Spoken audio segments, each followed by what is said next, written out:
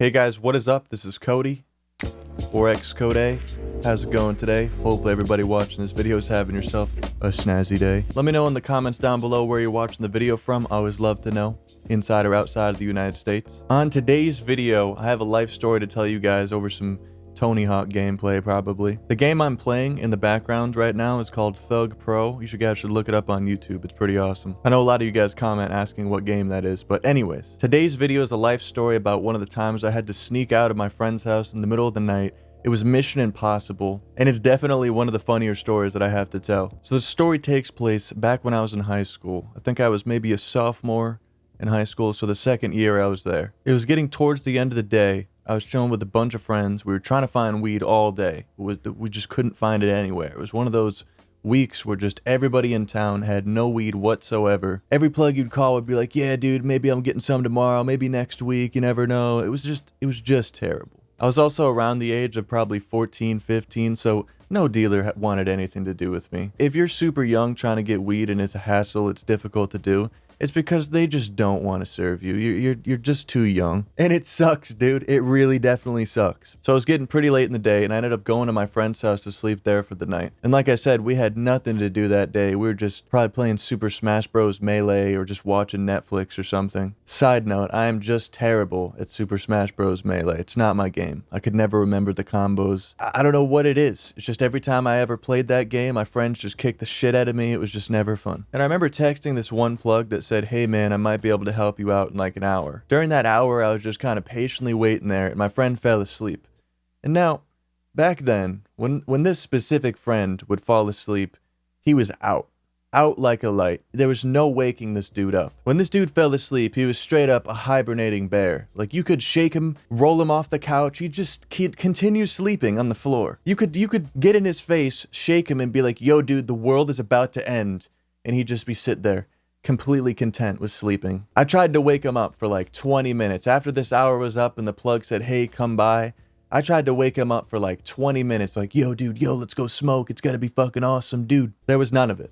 Mission failure. There was absolutely none of it. So I was super excited because the plug said, come by. He lived really close to my friend's house. So it was only a couple-minute walk. Then I realized I gotta sneak out of my friend's house alone and go and get weed. I got all nervous and everything because it's like 11 or 12 at night at this time. Everybody's asleep upstairs, and I gotta creep up his old staircase up his basement, sneak out the back door, open up his extremely loud gate, and sneak outside. And I finally make it to the road. I'm super relieved. I was so nervous to go up those stairs and freak everybody out or set his house alarm off or something. It was honestly scary as hell because I had never done it like alone, and I didn't know if like the door would open and then the alarms would go off, the cops were coming. So I'm walking down this road to the plug's house. I'd never even been there before. I was kind of nervous to go. I knew the plug from school, so it wasn't like I was meeting him for the first time, but I'd never been to his house. And right away when I get to his house, it's looking like your typical college party house on like a TV show or a movie. There's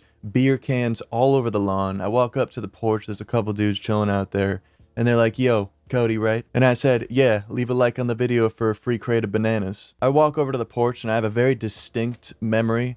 They both have Coors Light, really shitty beer, and they offer me one, but I was like, no, I don't drink, I'm young. Completely pussied out on that beer. I should have drank it. So they invite me inside, and we go down to his basement, and like the college party experience had just stepped up a level because they got a full-size ping pong table in the basement. They're playing beer pong. They got the whole thing set up. I get down there and I see the plug, and he's fucked up out of his mind. He looks over at me and he's like, oh, it's that sketchy kid that needed weed. Like, he was so fucked up, I think he forgot I was even coming. Probably like 20 or 30 minutes went by and he had forgotten completely that I was coming to his house to buy weed. So he continues playing beer pong, and I'm just kind of standing there. More people show up. There's probably 15 people in this basement partying. Everybody's completely older than me, probably like 5 years plus older than me. So I'm just chilling here. Where's the weed at? In my mind, like, yo, it's I just want to get my weed, kind of go.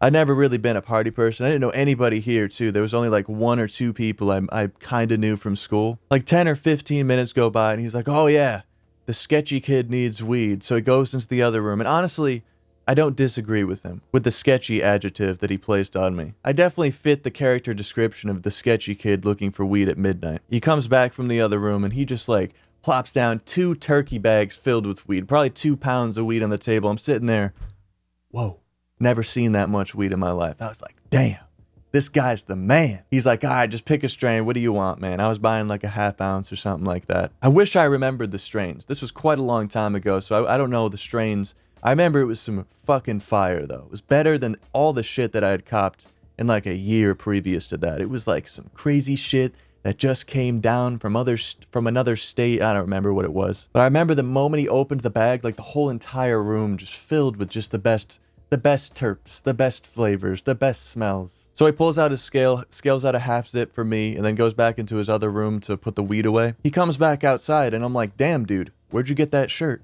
And he's like, yo, I got it on xCodeh.com/shop. Check it out in the description for my merch. He comes back, and he has got two of the biggest bongs that I had ever seen in my lifetime. One's a Zong with a Z in it. The other one's like a crazy, I think it was an Philadelphia bong or something.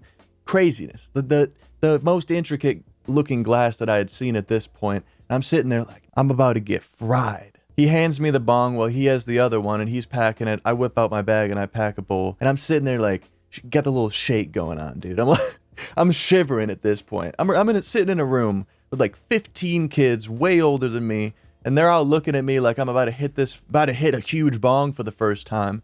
It was like the peer pressure moment. Everybody's eyes are locked on you. You feel like a zebra getting chased by a cheetah on a National Geographic show. So I take the bong and I take a rip. Something about it, dude. Just something about hitting a bong at this age. Whenever the smoke would leave my mouth after, it was like not even 10, 15 seconds later, I would just like go into another universe in my mind, dude. I would be on another level of fucked up. My eyes would get so red, like I'm talking this red, dude. My eyes would be fucked. I would be looking like I was having an allergic reaction or something. And I sat down on the couch right behind me, was just chilling.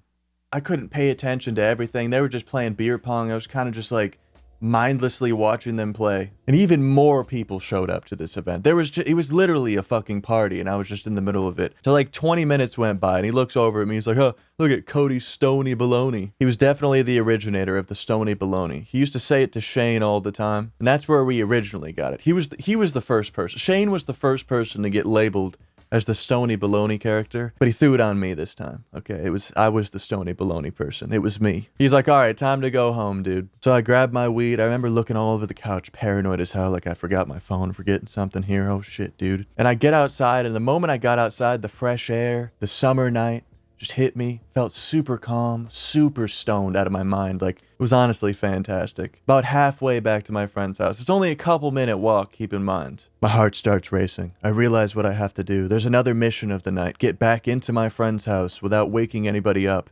And I was even more nervous about doing it previously because I was stoned, had a half ounce in my pocket, reeking up, dude. It was only like a sandwich bag. I didn't have it in a mason jar. Straight up, half zip, right in the Ziploc in the pocket. I go into the back of his house. I sneak into the door that I left propped open a little bit. I go in there. I think everything's fine. Everything's all good. I go back downstairs in his basement. Make so much noise going down that staircase, dude. It was like when you hit your feet on the stair set, it's like slamming a sledgehammer on cement. Every fucking step. And I get down there, I sit down, and I'm just chilling there, stoned as hell, mission complete. The night is great. This is just where everything worked out. And I look over to my friend, and he is still out. He's out like a light, just completely passed out. I turn on some Netflix, and I'm watching a show or two, and I start getting burnt out, getting real tired. And then I realize something. I look over. I look around. Where am I gonna sleep? We're in his basement. There's a carpet on the floor, but it's still cement underneath. I'm like, oh, where am I gonna sleep? He's on the couch. And then I realize something. The air mattresses are all the way up in his room. I go over and shake him a little bit. Yo, dude, where's the air mattresses? Is there any down here?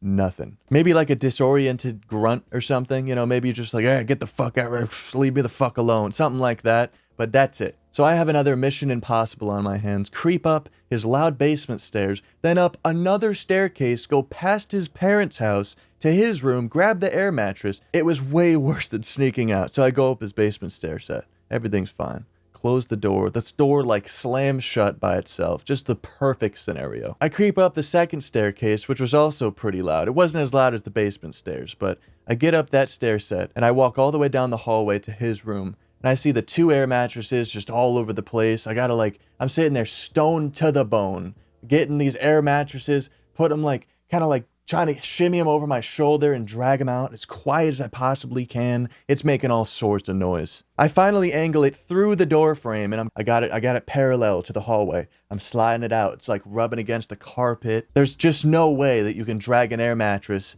at 1 in the morning without it making all sorts of noise. There's no noise at all in the house. Just this giant air mattress dragging down the hallway. And then I get to the staircase. And it's not just an ordinary staircase just going down. It's got an angle to it. It's got a corner to the staircase. And it gets better than that. Just wait. I got an air mattress and I got it like this, and I'm trying to go down the stairs as quietly and as slowly as I can.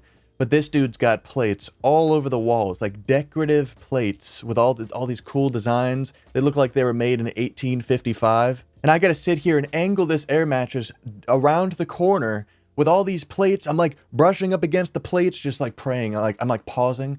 Dude, don't fall off. Don't fall off, dude. I finally managed to get down the staircase. It probably took me 15 minutes with this air mattress at 1 in the morning. I couldn't even explain to you the amount of noise that I made. Like, his parents most definitely guaranteed or your money back woke up for sure. There's no way in hell they didn't wake up. As soon as I got past the first stair set, I honestly didn't even care. Like, I was like, at this point, they're already awake. I just went down the basement stairs, just dragged it all the way, made a whole bunch of noise, got downstairs, threw it on the ground, and literally just fell on it and went right to sleep. And that was the time where I had to sneak out of my friend's house to go cop a half zip from the plug.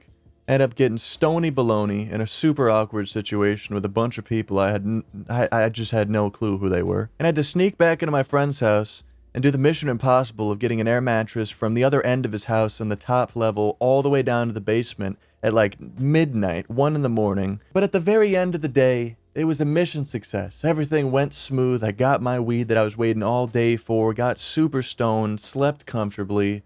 You know, I might have woken up the entire house in the process, but it was a W for me. I really hope you guys enjoyed my videos today. Leave a like on the video if you guys did. And let me know in the comments down below if you have any crazy stories about sneaking out. I feel like most people have that one crazy story where they snuck out to go to the party or snuck out to hang out with friends or hang out with a girl or something. It just 9 times out of 10 always leads to like a memory or an event that like you'll remember forever. And before this video ends, I want to say thank you to everybody that supported me on Patreon. For $1 or $2 a month, you can support the channel and get access to the unlisted videos that I make over on Patreon. I'm gonna throw the names up on screen right now. Look at all these people. Huge thank you to each and every one of you guys. You're really helping me out. I can't thank you enough. This just in, breaking news. My cat has an Instagram that you should follow. Check the link in the description. It's on screen right now. You can't miss it.